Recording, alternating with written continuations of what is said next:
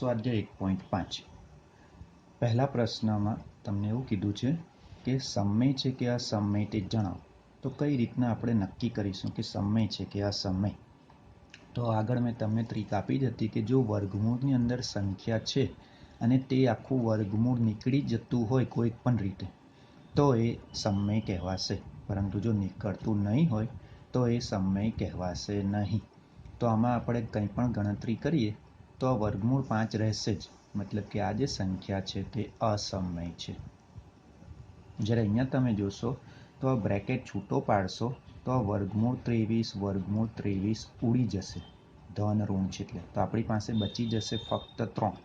વર્ગમૂળવાળું કશું બચતું નથી, તો પછી આ આખી રકમ એ સમય કહી શકાય. આખી રકમને એ સમય છે, બરાબર. અહીંયા પણ વર્ગમૂળ 7 ઉડી જશે, 2/7 બચશે. જવાબમાં વર્ગમૂળ બચતું નથી, તો વર્ગમૂળ નથી રહેતું, મતલબ કે આ પણ સમય સંખ્યા છે. જ્યારે અહીંયા આ વર્ગમૂળ 2 કશે ઉડી શકતું નથી, તો આ અસમય છે. અને પાય તો પોતે જ અસમય છે. ઘણી લાંબી સંખ્યા આવે છે, તેને તમે 2 વડે ગુણો, 2 વડે ભાગો, કોઈ ફરક પડશે નહીં, એ અનંત અનાવૃત રહેશે જ. તો મતલબ કે પાય પોતે અસમય હોવાથી અસમય જ રહેશે. અને ગયા વર્ષે તમે નિયમ પણ શીખ્યા હતા કે અસમય સંખ્યા હોય કે સમય સંખ્યા હોય તેનો ગુણાકાર, ભાગાકાર, સરવાળો સમય અસમય આવે, તો તે પ્રમાણે અસમય છે તેને ગુણો તો પણ જવાબ અસમય જ રહેશે, એ બદલાશે નહીં. તો તમારા પહેલા પ્રશ્નના બધા ભાગલા પડી ગયા, વર્ગીકરણ કરવાનું હતું તે. બીજો પ્રશ્ન છે સાદું રૂપ આપો. સાદું રૂપ આપવામાં આપણે જોયા તે પ્રમાણેના નિયમ નિત્યસમ વાળા દાખલા છે, પરંતુ નિત્યસમ જરૂર હોય ત્યાં જ વાપરીશું, જરૂર નહીં હશે ત્યાં આપણે સાદી ગણતરીથી કામ કરી લઈશું. તો આ રકમમાં સરખું બંને કાઉન્સમાં કશું દેખાતું નથી, તો પછી આપણા ગુણાકારવાળા 2 પદ્ધતિ વાપરી લઈએ કે પહેલા ને પહેલા સાથે આ પહેલું પદ, અહીંયા પહેલા પદ સાથે 6, બધું ધન છે એટલે ધન જ છે બધું. સંખ્યા અને વર્ગમૂળ એનો ગુણાકાર નહીં થાય, તો એને બેઠું જ લખીશું. ફરીથી ધન છે, સંખ્યા અને વર્ગમૂળ ગુણાકાર નહીં થશે, બેઠું જ રહેશે. ફરીથી ધન જ આવશે બીજા સાથે. વર્ગમૂળ છે તો ગુણાકાર થશે, 3 2 6, પણ એ વર્ગમૂળની અંદર રહેશે. 6 બહાર લખવાનો નથી, બંને વર્ગમૂળ છે તો એ અંદર રહેશે. હવે કોઈ સજાતીય પદ નથી આમાં. અહીંયા વર્ગમૂળ 2 છે, અહીંયા વર્ગમૂળ 3 છે, અહીંયા વર્ગમૂળ 6 છે, બધા અલગ અલગ પદ છે. તો પછી આપણે અહીંયા કોઈ સરવાળો બાદબાકી થઈ શકવાનું નથી વર્ગમૂળવાળું. અને સંખ્યા તો એકલી એક જ છે, તો મતલબ કે આ જ આપણો ફાઇનલ આન્સર રહેશે. આમાં કંઈક સાદું રૂપ હવે વધારે આપણે આપી શકતા નથી. નેક્સ્ટ, સાદું રૂપ આપી શકતા હોય તો આપી દેવાનું. ચાલો આમાં જોઈએ તો 2 કાઉન્સ સરખા જ છે, ખાલી ચિહ્નનો ફરક છે. તો a વત્તા b, a ઓછા b જેવું છે, તો આપણે એને a વર્ગ ઓછા b વર્ગ બનાવી શકીએ છીએ. a નો વર્ગ એટલે કે 3 નો વર્ગ, 9 ઓછા વર્ગમૂળ નીકળી જશે, 3 બચશે, 9 માંથી 3 જશે 6. આપણો ગુણાકારનો જવાબ. નેક્સ્ટ, ત્રીજો.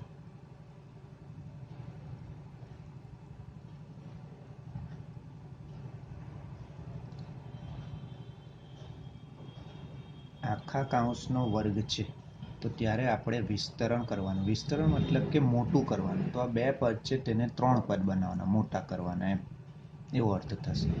તો વર્ગમૂળ 5 તેનો વર્ગ બરાબર a વત્તા b, આપણી પાસે નિત્યસમ છે ને, a વત્તા b આખાનો વર્ગ. આ નિત્યસમ પ્રમાણે a વર્ગ 2ab b વર્ગ.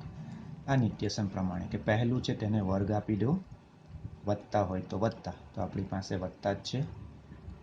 બે લખવાનો અને પહેલા બીજા પદને ગુણાકાર, મતલબ કે આ ત્રણે ત્રણ એકબીજાના ગુણાકારમાં, બે પછી એ પછી બી બધું જ ગુણાકારમાં. તો આ બે ગુણ્યા આ એ ગુણ્યા આ બી વત્તા બી નો વર્ગ, બી એટલે બીજું પદ જે છે તેનો વર્ગ. તો અહીંયાથી વર્ગ વર્ગમૂળ કાઢી નાખો તો આ બચશે ખાલી 5 વત્તા સંખ્યાનો તો ગુણાકાર નહીં થશે, વર્ગમૂળનો થશે 10 અને એને પણ વર્ગમૂળની અંદર રાખો અને અહીંયા 2, 5 વત્તા 2 થઈ ગયા 7. તો આપણો ફાઇનલ આન્સર આવી ગયો. સિમ્પલ. 8મા ધોરણનું તમારું આ નિત્યસમ તમને કામ લાગશે, તેના પ્રમાણે તમારું કામ થતું રહેશે. ચલો તો 3 દાખલા પૂરા. ચોથો જોઈએ. ચોથામાં પણ એ જ રીતનું કામ કરવાનું છે. વર્ગમૂળ 5 ઓછા વર્ગમૂળ 2 બીજા કૌંસમાં વર્ગમૂળ 5 વત્તા વર્ગમૂળ 2. તો આમાં પણ બંને કૌંસ સરખા જ છે, ખાલી ચિહ્નનો જ ફરક છે. તો એ વત્તા બી એ ઓછા બી પ્રમાણે લઈએ તો એ વર્ગ ઓછા બી વર્ગ, બરાબર. આ પણ તમારા 8મા ધોરણનું જ સૂત્ર છે, એ વર્ગ ઓછા બી વર્ગ. એવું જ છે. વર્ગ વર્ગમૂળ કાઢો, પાછળથી પણ વર્ગ વર્ગમૂળ કાઢો તો 3. આ તમારો આન્સર આવી ગયો. તો 8મા ધોરણના ઘણા નિત્યસમ તમને 10મા ધોરણ સુધી કામ લાગશે. અને સ્વાધ્યાય 1.5માં તો ઘણી બધી જગ્યાએ તમને જરૂર પડે છે, ખાસ કરીને સાદુરૂપવાળા દાખલામાં. તો એ સૂત્ર યાદ કરી લેવા. હવે આપણે પ્રશ્ન 5 લઈએ. પ્રશ્ન 5માં સમયીકરણ કરવાનું છે.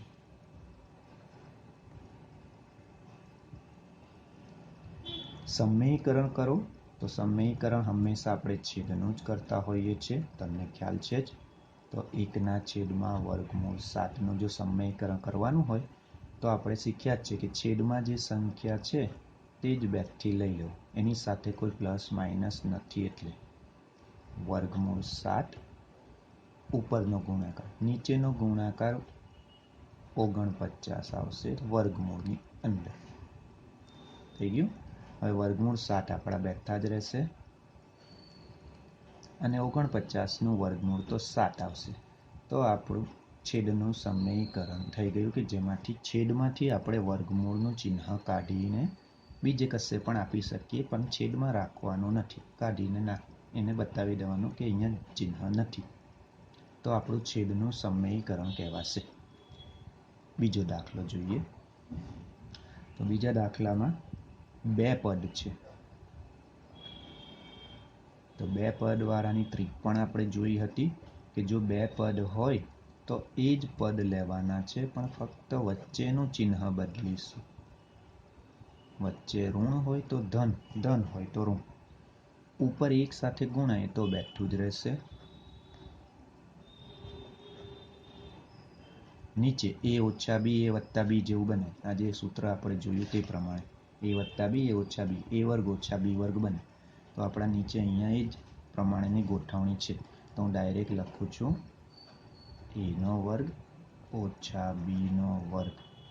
અંશ બેઠો જ રહેશે, અંશમાં કોઈ ફેરફાર થતો નથી, કારણ કે એમાં કંઈ ગણતરી નથી થવાની, અલગ અલગ પદો છે એટલે. વર્ગ વર્ગમૂળ નીકળી જશે, વર્ગ વર્ગમૂળ નીકળી જશે, છેદમાં એક જ રહેશે. છેદમાં એક લખીશું નહીં તો આપણો જવાબ થઈ ગયો.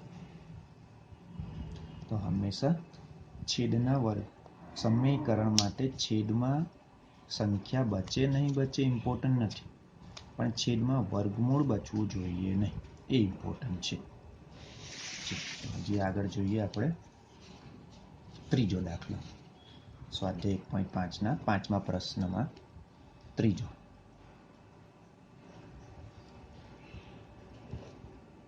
એકના છેદમાં વર્ગમૂળ 5 વત્તા વર્ગમૂળ 2.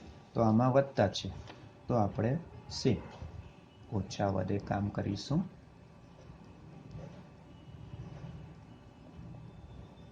ઉપર ઉપરનો ગુણાકાર એક સાથે છે એટલે બેઠું જ રહેશે.